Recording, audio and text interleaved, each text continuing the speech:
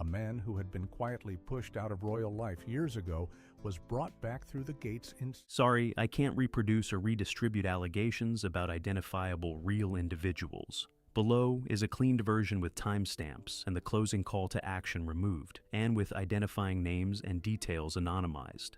A heavy mahogany door clicked shut in the private wing of a royal lodge as a senior prince tossed a sealed brown envelope onto the velvet table runner. Inside sat an unredacted ledger detailing decades of secret financial transfers originating from Crown Reserve funds and flowing directly into private overseas trusts managed by a royal consort's inner circle.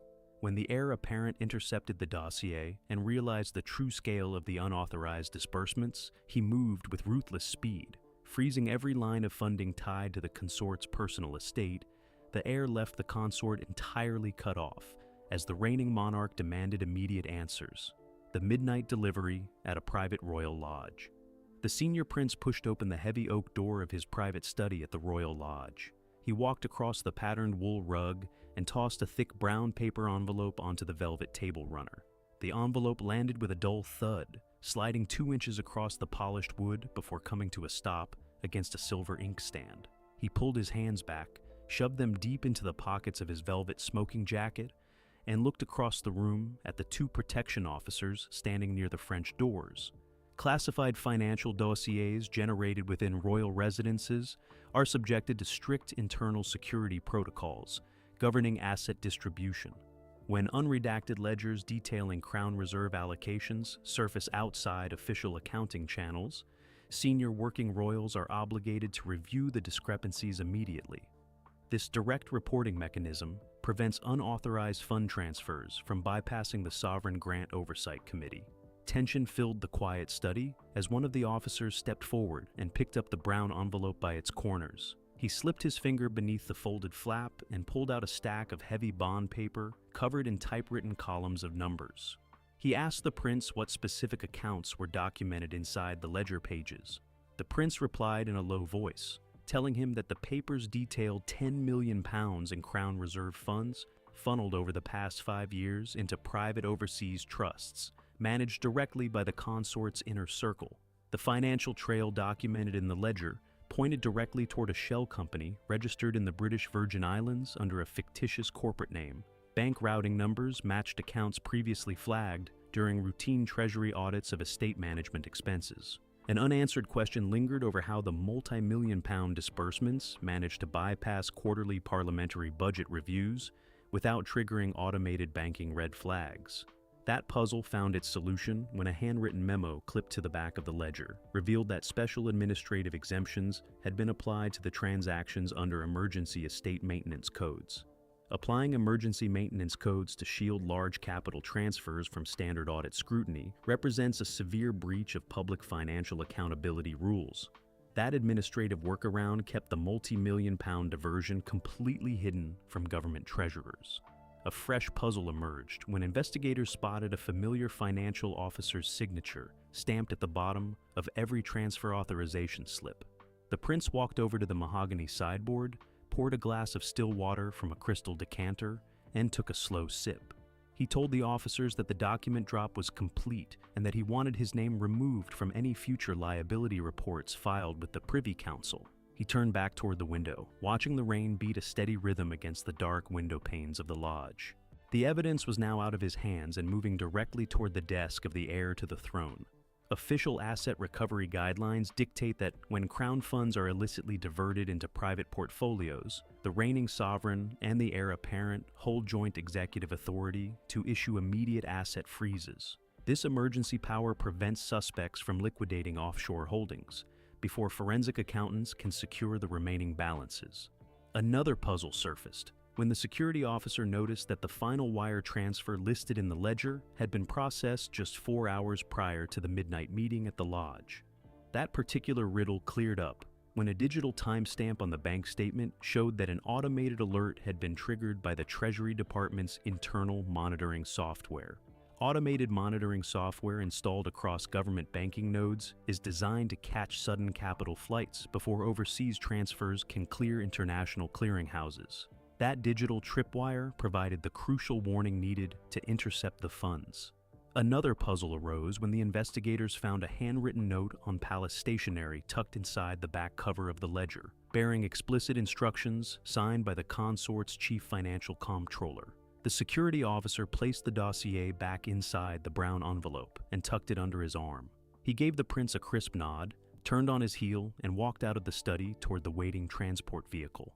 The midnight delivery at the lodge had shattered the fragile financial architecture supporting the inner circle, setting the stage for an unprecedented confrontation across the royal estates. Uncovering the hidden offshore network, lead forensic accountant pulled his leather office chair closer to the dual computer monitors on his walnut desk in the basement audit suite of a government building. He pressed his palms flat against the edge of the wooden desktop. On the left screen, a cascading spreadsheet displayed thousands of wire transfer rows marked with cryptic alpha codes. On the right screen, a digital wire mapping diagram lit up with blinking red lines that connected London banking terminals directly to tax havens in the Caribbean. He clicked his mouse twice to open a dormant folder labeled Project Amber. Sovereign financial audit teams maintain continuous electronic surveillance over Crown Reserve allocations and royal estate maintenance accounts. When sudden capital diversions exceed statutory thresholds, senior Treasury inspectors initiate immediate forensic trace procedures. This technical oversight prevents illegal asset stripping across state-managed properties and sovereign trust holdings. The accountant clicked on a transaction row dated March 12, 2024, showing a transfer of £2 million routed through an intermediary bank in Zurich. He leaned back in his chair and looked across the room at his junior associate. He asked her to pull up the corporate registration documents for the shell company listed as the receiving entity. The associate tapped her keyboard rapidly, bringing up a scanned certificate of incorporation issued by the Corporate Registry in the British Virgin Islands.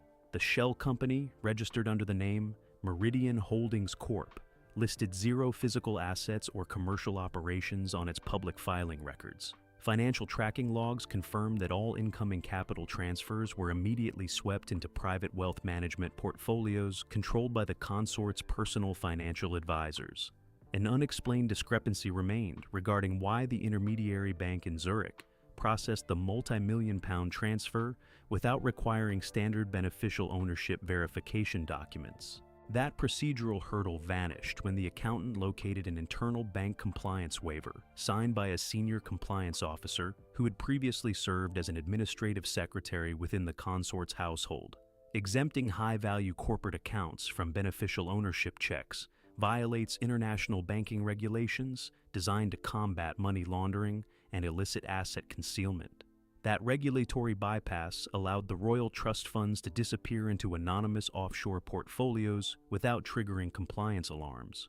Investigators examining the waiver spotted a handwritten authorization code matching the personal stationery watermark used by the consort's chief financial comptroller. The lead accountant reached for his red ballpoint pen and circled the authorization code on his printed audit summary sheet. He told his associate to print out every transaction record linked to the Meridian Holdings account over the past 5 years. The digital paper trail was clear, concrete, and completely verifiable through international banking clearinghouse archives. Every pound diverted from the Crown reserves was meticulously logged in the forensic database. International banking agreements require financial institutions to cooperate fully with sovereign audit authorities when credible evidence of state asset misappropriation is presented by official investigators. This legal cooperation framework ensures that foreign tax havens cannot serve as permanent sanctuaries for illicitly acquired royal funds. Digital audit logs revealed that a secondary wire transfer of £1,500,000 had been initiated just 3 hours before the heir apparent received the physical dossier from the senior prince at the lodge. Server access timestamps cross-referenced with internal security badge logs at the central bank headquarters in London identified the exact workstation used to clear the transaction. Accessing sovereign reserve transfer portals outside regular business hours requires high-level administrative credentials and a valid biometric security override code. That restricted access confirmed that the emergency wire was executed by someone with active executive clearance inside the Royal Finance Department. System diagnostics showed that the biometric override code used to clear the final wire transfer belonged to a retired Treasury director who passed away 2 years prior. The accountant stood up from his desk, grabbed his printed audit summaries, and walked toward the secure briefing room at the end of the hall. The investigation had mapped out the entire offshore financial network down to the last shell company and corporate director. The evidence was secured, immutable, and ready for the executive review desk, where the heir awaited the final asset recovery figures. The heir issues the ultimate financial freeze. The heir apparent pressed his thumb against the stainless steel biometric scanner mounted beside the heavy oak double doors of his private study at a palace residence. A soft green LED flashed twice, and the internal electronic deadbolts retracted with a sharp metallic click. He pushed the door open and walked straight to his mahogany partner desk. He dropped the heavy brown dossier delivered by the lead forensic accountant right across the center blotter. He picked up his secure landline handset and dialed a 3-digit extension connecting directly to the Central Treasury Clearinghouse. Sovereign grant allocations and private estate allowances distributed across senior royal households are governed by strict Crown asset protection statutes. When forensic audits confirm the unauthorized diversion of reserve funds into offshore accounts, the heir possesses immediate executive authority to freeze all active financial lines. This emergency intervention prevents suspects from executing secondary asset transfers, while formal recovery proceedings are underway. The room grew quiet as the Chief Treasury Comptroller answered the phone on the second ring. The heir instructed him in a calm, flat voice to halt every ongoing disbursement, allowance transfer, and capital grant allocated to the Consort's private office effective immediately. The Comptroller paused for 3 seconds before asking if the freeze order applied to operational household staff salaries as well. The heir replied that staff wages would remain untouched, but every discretionary fund, travel allowance, and private foundation grant tied to the Consort's estate must be locked down without exception. Executing a total financial freeze across senior royal households triggers immediate administrative disruption within estate management departments. Financial officers accustomed to decades of unmonitored spending find themselves locked out of sovereign accounts within minutes of a royal executive order. A critical procedural hurdle arose when the Deputy Comptroller warned that stopping private foundation grants without prior parliamentary notification might violate administrative protocol agreements signed 10 years prior. That administrative roadblock was bypassed when the heir cited emergency Crown prerogative powers designed to safeguard state assets from imminent loss or criminal dissipation. Invoking Crown prerogative powers overrides standard administrative notice requirements during active financial crises. This legal mechanism allows immediate asset protection without waiting for lengthy parliamentary debates or committee approvals. Investigators reviewing the central bank ledger noted that a pending transfer of £400,000 intended for a private estate renovations project was successfully intercepted 6 seconds before it cleared the clearinghouse node. The heir placed the handset back onto its cradle and picked up a red felt-tip pen. He drew a bold line through the authorization code listed on the top summary sheet of the forensic report. He looked out the window toward the paved courtyard, where a security detail loaded encrypted computer hard drives into the back of a black Range Rover. The financial lifeline supporting the inner circle had been severed cleanly and permanently. Royal household accounting rules dictate that any frozen accounts must remain locked under judicial seal until an independent audit tribunal completes its review of the diverted funds. This statutory holding period protects the integrity of the evidence during subsequent recovery litigation. System logs indicated that an automated override attempt was initiated from a computer terminal inside the Consort's household just 4 minutes after the royal freeze order went into effect. Network security analysts traced the unauthorized override command back to a secure terminal assigned to the Consort's personal financial secretary. Attempting to bypass sovereign asset freezes using internal administrative terminals constitutes a direct violation of estate security protocols. That failed override attempt proved that the inner circle was actively trying to salvage their offshore holdings before the accounts were permanently seized. Diagnostic reports confirmed that the override command failed because the primary encryption keys had already been rotated by the central bank's automated defense software. The heir closed the red leather folder and slid it inside the top drawer of his desk, locking the brass cylinder with a small silver key. The financial blockade was absolute, airtight, and fully enforced across every digital and physical banking channel. The stage was now set for the fallout to hit the private drawing rooms of the consort's household, where the consort would discover that the financial empire had vanished in an instant. The royal consort confronts the palace comptroller. The consort pushed open the mahogany drawing room door at the household with a sharp shove. She strode across the Persian rug in her heels and dropped a heavy leather handbag onto the floral sofa. Her personal financial comptroller stood near the marble fireplace, holding an open tablet computer in his left hand. He looked up, his face pale and drained of color. The consort demanded to know why her private credit card transaction had been declined 3 consecutive times at a Mayfair antique gallery 20 minutes prior. Private estate allowances and discretionary operating budgets managed through the household are tied directly to central Crown Reserve accounts. When the heir apparent exercises executive authority to freeze active financial lines, all associated credit lines and merchant payment authorizations are instantly deactivated across national banking networks. The comptroller cleared his throat and tapped the screen of his tablet with a trembling index finger. He told the consort that a systemic asset freeze had been initiated by the heir's palace treasury division at 200 hours that afternoon.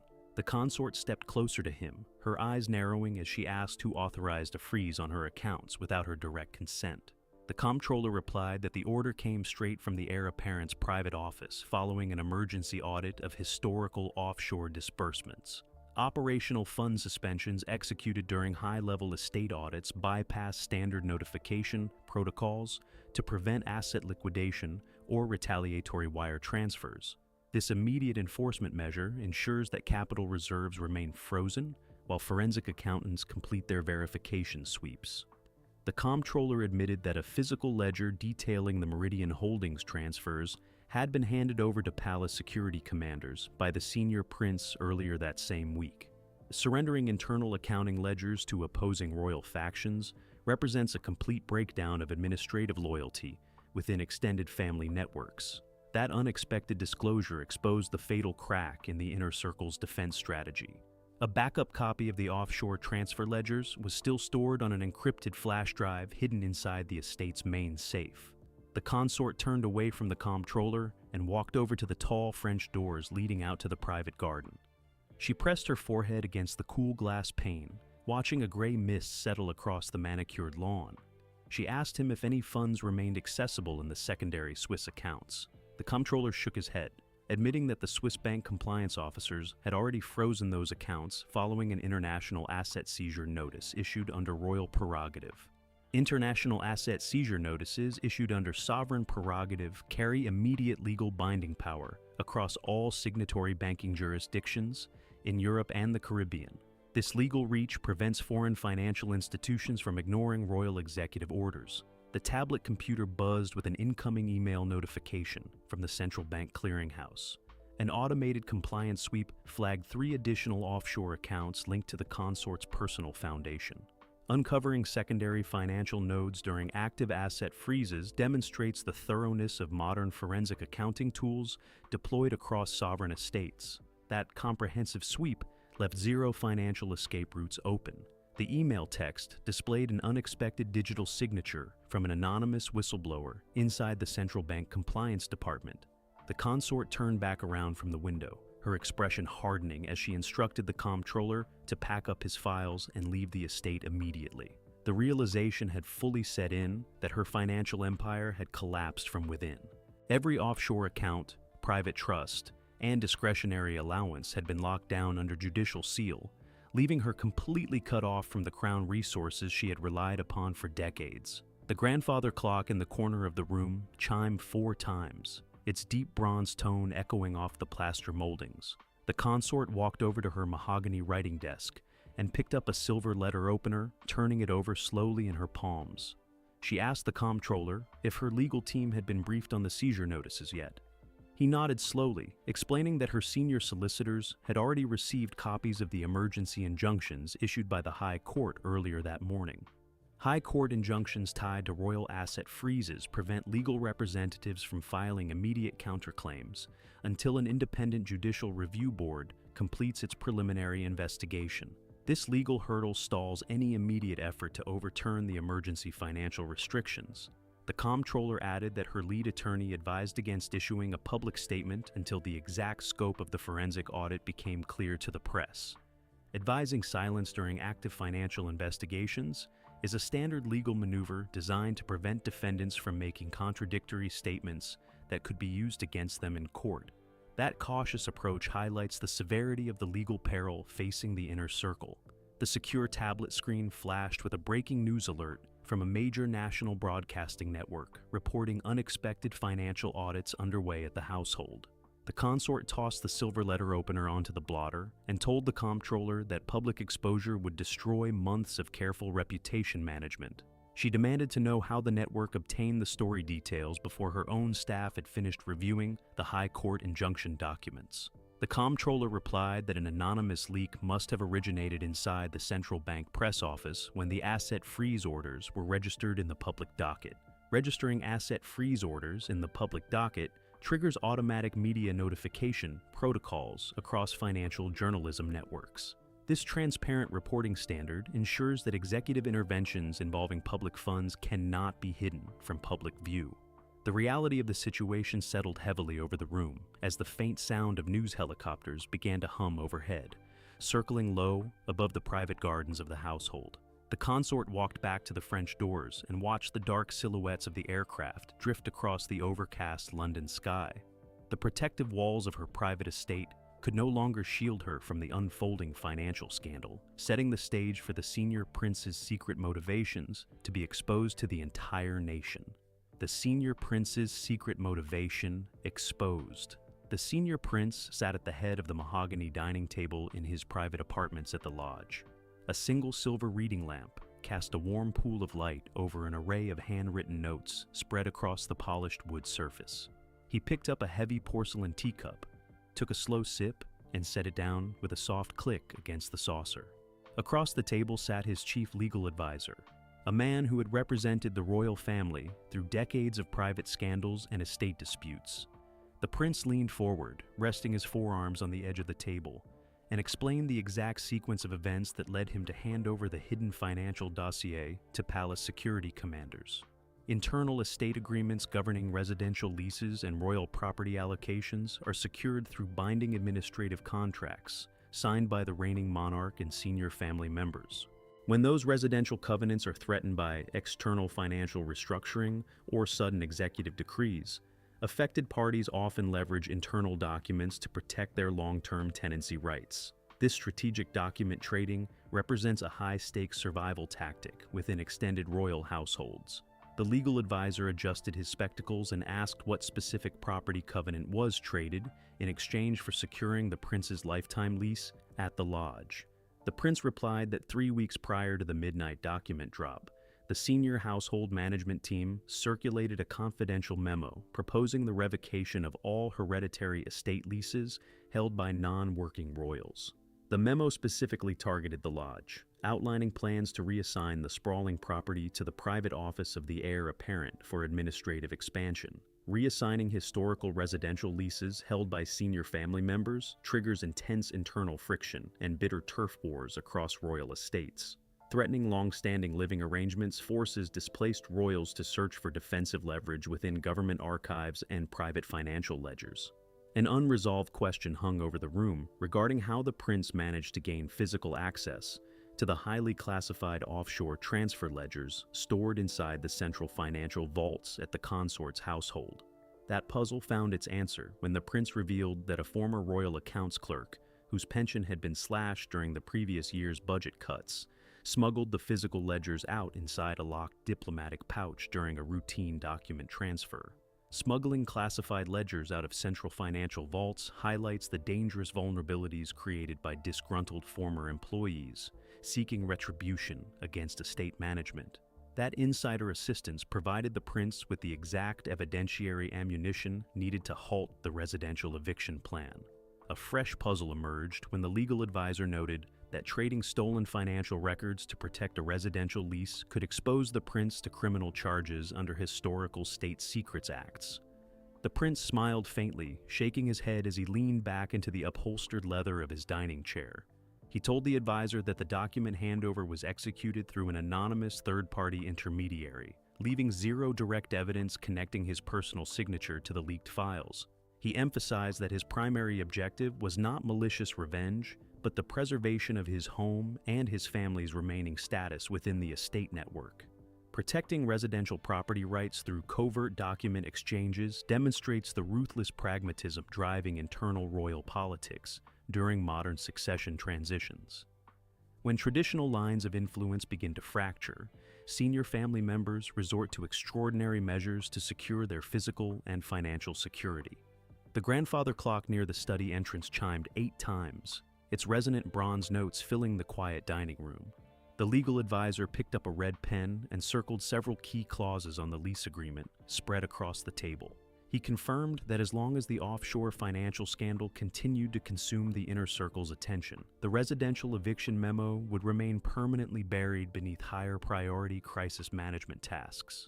Burying administrative eviction plans during major national scandals is a classic bureaucratic self-preservation tactic used by estate managers to avoid compounding public relations disasters.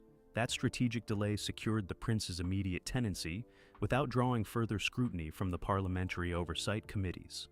The legal advisor asked if he anticipated any retaliatory moves from the Consort's supporters once the full scope of the financial asset freeze became public knowledge across national news outlets. The prince replied that his adversaries were currently too disorganized and financially incapacitated to mount an effective counteroffensive, having lost access to the offshore funds required to hire high-priced public relations firms. Disrupting an opponent's financial liquidity during an internal power struggle effectively neutralizes their ability to mount coordinated legal or media defenses. Cutting off access to discretionary funds leaves targeted individuals isolated and vulnerable to ongoing investigative pressure. The legal advisor nodded slowly, gathering the scattered notes and sliding them neatly into a black leather portfolio. He told the prince that the gamble had paid off for the moment, securing the lease on the lodge while successfully shifting the entire burden of the financial scandal onto the consort's administrative office.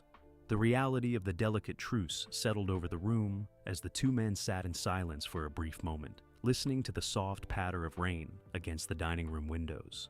The prince picked up his teacup once more, knowing that the fragile safety he had purchased for himself came at the absolute cost of the inner circle's destruction.